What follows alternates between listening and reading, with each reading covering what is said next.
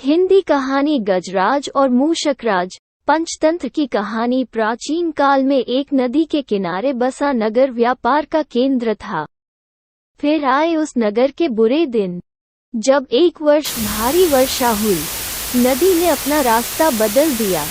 लोगों के लिए पीने का पानी न रहा और देखते ही देखते नगर वीरान हो गया। अब वो जगह केवल चूहों के लायक रह गई। चारों ओर चूहे ही चूहे नजर आने लगे। चूह का पूरा साम्राज्य ही स्थापित हो गया। चूहों के उस साम्राज्य का राजा बना मूषकराज चूहा। चूहों का भाग्य देखो, उनके बसने के बाद नगर के बाहर जमीन से एक पानी का स्रोत फूट पड़ा और वो एक बड़ा जलाशय बन गया। नगर से कुछ ही दूर एक घना जंगल था। जंगल में अनगिनत हाथी रहते थे। उनका राजा गजराज नामक एक विशाल हाथी था। उस जंगल क्षेत्र में भयानक सूखा पड़ा। जीव जंतु पानी की तलाश में इधर उधर मारे मारे फिरने लगे। भारी भरकम शरीर वाले हाथियों की तो दुर्दशा हो गई। हाथियों के बच्चे प्यास से व्याकुल होकर चिल्लाने व दम तोड़ने लगे। गजराज खुद सूखे की समस्या से चिंतित था और हाथियों का कष्ट जानता था। एक दिन गजराज की मित्र चील ने आकर खबर दी कि खंडहर बने नगर के दूसरी ओर एक जलाशय है। गजराज ने सबको तुरंत उस जलाशय की ओर चलने का आदेश दिया। सैकड़ों हाथी प्यास बुझाने अरोलते हुए चल पड़े। जलाशय तक पहुंचने के लिए उन्हें खंडहर बने नगर के बीच से गुजरना पड़ा। हाथियों के हजारों पैर चूहों को रौंदते हुए निकल गए। हजारों चूहे मारे गए। खंडहर नगर की सड़कें चूहों के खून मांस के कीचड़ से लथपथ हो गई। मुसीबत यही खत्म नहीं हुई। हाथियों का दल फिर उसी रास्ते से लौटा। हाथी रोज उसी मार्ग से पानी पीने जाने लगे। काफी सोचने विचारने के बाद मूषकराज के मंत्रियों ने कहा, महाराज, आपको ही जाकर गजराज से बात करनी चाहिए। वो दयालु हाथी है। मूषकराज हाथियों के वन में गया। एक बड़े पेड़ के नीचे गजराज खड़ा था। मूषकराज उसके सामने के बड़े पत्थर के ऊपर चढ़ा और गजराज को नमस्कार करके बोला। गजराज को मूषकराज का नमस्कार। हे महान हाथी, मैं एक निवेदन करना चाहता हूँ। आवाज गजराज के कानों तक नहीं पहुँच रही थी।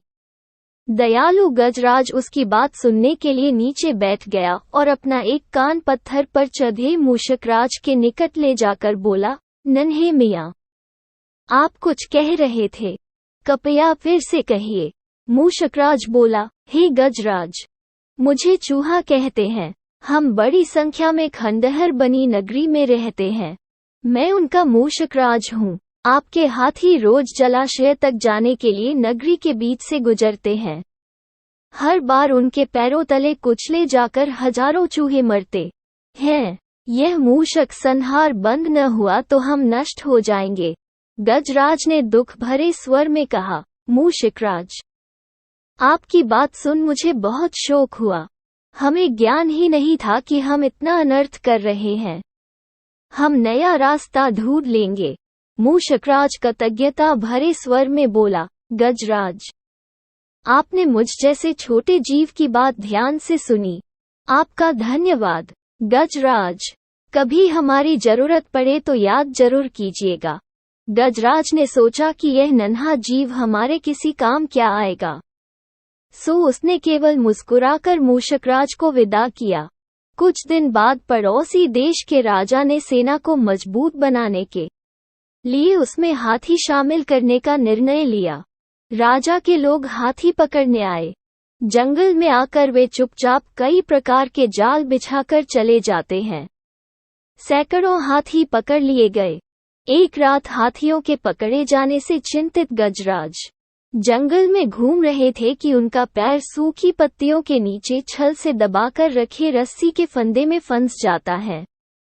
जैसे ही गजराज ने पैर आगे बढ़ाया, रस्सा कस गया। रस्से का दूसरा सिरा एक पेड़ के मोटे तने से मजबूती से बंधा था। गजराज चिंघाड़ने लगा। उसने अपने सेवकों को पुकारा, लेकिन कोई नहीं आया। कौन फंदे में फंसे हाथी के निकट आएगा?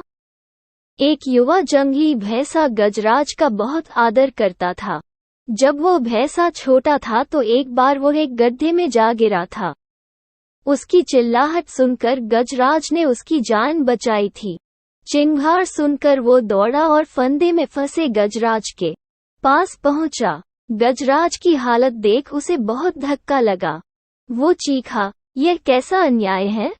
गजराज, बताइए क्या करूं? मैं आपको छुड़ाने के लिए अपनी जान भी दे सकता हूं। गजराज बोले, बेटा, तुम बस दौड़कर खंडहर नगरी जाओ और चूहों के राजा मूषक राजा को सारा हाल बताना। उससे कहना कि मेरी सारी आस टूट चुकी है। भैंसा अपनी पूरी शक्ति से दौड़ा दौड़ा मूषकराज के पास गया और सारी बात बताई।